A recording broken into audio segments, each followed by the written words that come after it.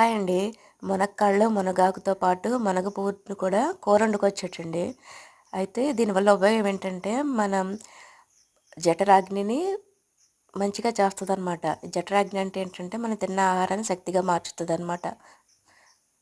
అయితే మునగ పువ్వుని డైరెక్ట్‌గానే వండుకోవచ్చు. అయితే నేను పచ్చి పప్పాయ ఏసి వండుతున్నానండి. ఈ పచ్చి పప్పాయని శుభ్రంగా ఇలా చెక్కు తీసేసుకొని లోపలున్న గింజలను ఇలా తీసేయాలండి మొత్తం పై పొరంతాను. ఎందుకంటే దాంట్లో విష పదార్థాలు ఉంటాయన్నమాట.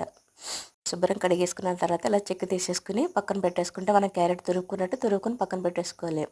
తర్వాత మనం పోపు సామాను ఉంటుంది కదండీ! కరివేపాకు, ఎండుమిర్చి, పచ్చిశనగపప్పు ఇవన్నీ వేయించేసుకున్న తర్వాత పచ్చిపప్పు వేసి ఇది మగ్గిన తర్వాత మునగపువ్వు వేసుకోవాలి.